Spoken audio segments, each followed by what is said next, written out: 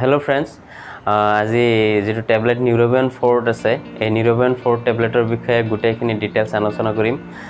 এই নিউৰোবিয়ন 4 ট্যাবলেটটো কি হয়, ইয়াৰ কম্পোজিশনত কি আছে, কি বেমাৰত ইয়াক ইউজ কৰা হয় বা ইয়াৰ ড'জ কিমানখিনিকে ল'ব লাগে আৰু ইয়াৰ কিবা সাইড এফেক্ট আছে নেকি, যদি সাইড এফেক্ট আছে ইয়াৰ কি সাইড এফেক্ট হ'ব পাৰে, এনেকৈ গোটেইখিনি কথা আলোচনা কৰিম। তো মোৰ ভিডিঅ'টো লাষ্টলৈকে চাই থাকিব আৰু যদি মোৰ চেনেলটো নতুনকৈ চাই আছে তেতিয়াহ'লে চেনেলটো ছাবস্ক্ৰাইব কৰিব নাপাহৰিব।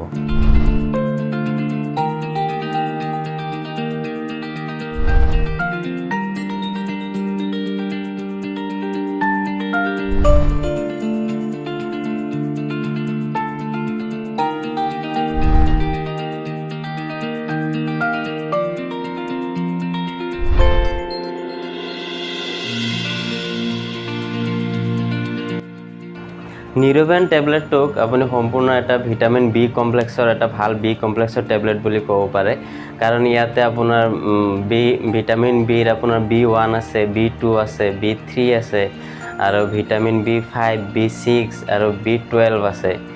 ভিটামিন বিৰ আপোনাৰ যি 8টা ভিটামিন বি আছে তাৰ 6টা ভিটামিন বি এইটো নিউৰোবিয়ন 4 ট্যাবলেটত আছে। গতিকে এই ট্যাবলেটটোত এটা আপুনি ভাল ভিটামিন বি কমপ্লেক্সৰ ট্যাবলেট বুলি ক'ব পাৰে। তো আপোনাৰ কম্পোজিশনত ভিটামিন B1, B2 এনেকৈ লিখা নাই, চাব কম্পোজিশনত আপোনালোকে চাব যে থায়ামাইন লিখা আছে। থায়ামাইন মানে হ'ল আপোনাৰ ভিটামিন B1, ঠিক তেনেদৰে আকৌ ৰিবফ্লেভিন আছে, ৰিবফ্লেভিনটো আপোনাৰ ভিটামিন B2 আছে, নিকোটিনামাইড আছে, নিকোটিনামাইডটো আপোনাৰ ভিটামিন B3 হয়, কেলছিয়াম পেণ্টোথেনেট আছে, চাব কেলছিয়াম পেণ্টোথেনেটটো আপোনাৰ ভিটামিন B5 হয়, বা চাইনকোবালামাইন আছে, চাইনকোবালামাইন বা কোবালামাইন মানে আপোনাৰ ভিটামিন B12 হয়। গতিকে এনেকৈ কম্পোজিশনখিনি এনেকৈ লিখা আছে। তো গোটেই আপোনাৰ ভিটামিন বিৰ 6টা ভিটামিন বি আছে, গতিকে ইয়াক এটা ভাল ভিটামিন বি কমপ্লেক্সৰ এটা ট্যাবলেট বুলি আপুনি ক'ব পাৰে। আৰু ইয়াৰ দামটো আপোনাৰ কম আছে, আপোনাৰ 30টা ট্যাবলেট ল'লে আপোনাৰ 30টা ট্যাবলেটত 28 টকা মানতে আপুনি 30টা ট্যাবলেট পাই যাব। আৰু এইটো আপোনাৰ মাৰ্ক কোম্পানীয়ে মেনুফেকচাৰ কৰিছে ট্যাবলেটটো, আৰু এইটো ভাল ব্ৰেণ্ড হয়। আপোনালোকৰ দাম কম বুলি নাভাবিব আকৌ যে এইটো মেডিচিনৰ ৰিজাল্ট ভাল হ'ব না নাই, ৰিজাল্ট দেখাব না নাই মেডিচিনটোৱে, কিন্তু মেডিচিনটো ৰিজাল্ট বহুত ভাল, ডক্টৰে প্ৰেছক্ৰাইব কৰে, ভাল জেনুইন ভাল ব্ৰেণ্ডৰ মেডিচিন হয়। গতিকে আপোনালোকে এইটো মেডিচিনটো ইউজ কৰিব পাৰে।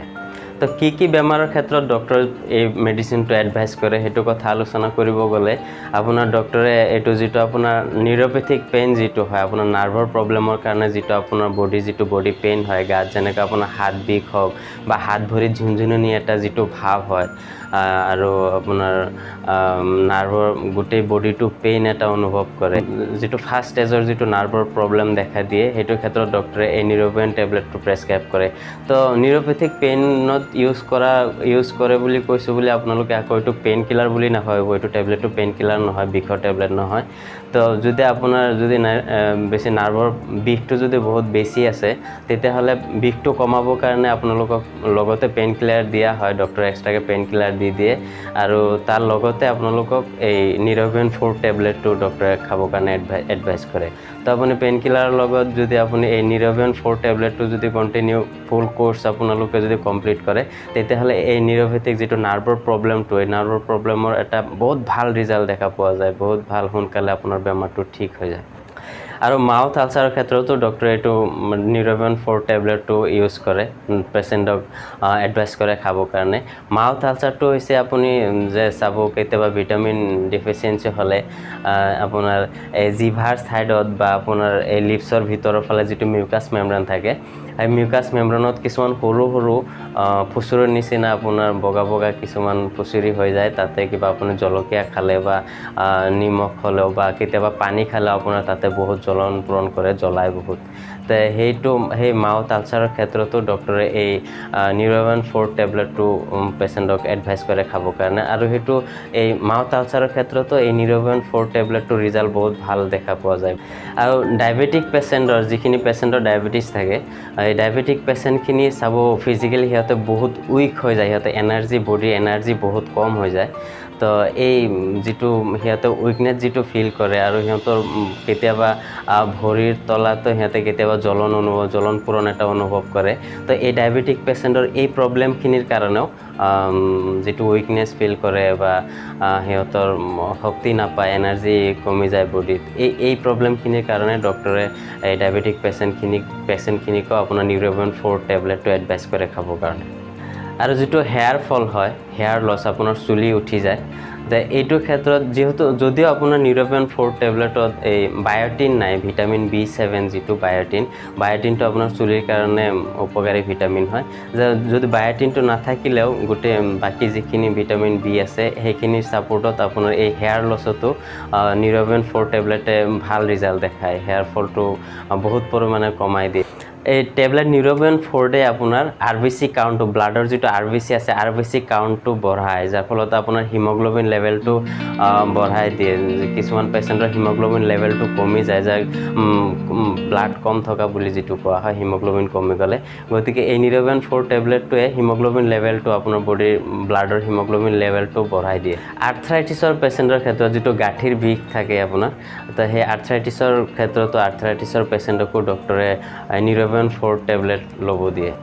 তো ফ্ৰেণ্ড, ওপৰত মই যিকেইটা বেমাৰ মেনশ্যন কৰিছোঁ, যিকেইটা প্ৰব্লেমৰ কথা আলোচনা কৰিছোঁ, এই প্ৰব্লেমখিনিতে ডক্টৰে আপোনালোকক নিউৰোবিয়ন টেবলেটটো এডভাইচ কৰে খাবৰ কাৰণে। আৰু এই বেমাৰকেইটাত এই নিউৰোবিয়ন 4 টেবলেটটোৱে বহুত ভাল ৰিজাল্টো দেখায়। টেবলেট নিউৰোবিয়ন 4ৰ যদি ড'জৰ কথা ক'ব গ'লে, ড'জটোতো সদায় আপোনাৰ পেচেণ্টৰ কণ্ডিশ্যনৰ ওপৰত ডিপেণ্ড কৰে। তথাপিতো ইয়াৰ যিটো কমন ড'জ হয়, তো ইয়াৰ কমন ড'জটো হৈছে আপোনাৰ এটা টেবলেট ডেইলি আপুনি খানা খোৱাৰ পিছত, ৰাতিপুৱা বা ইভিনিং আপুনি যেতিয়াই ল'ব পাৰে, কিন্তু খানা খোৱাৰ পিছত আপুনি ডেইলি এটাকৈ টেবলেট ল'ব লাগে। আৰু এইটো টেবলেটটো লোৱাৰ আগতে কিছুমান সাৱধানতা অৱলম্বন কৰিব লাগে।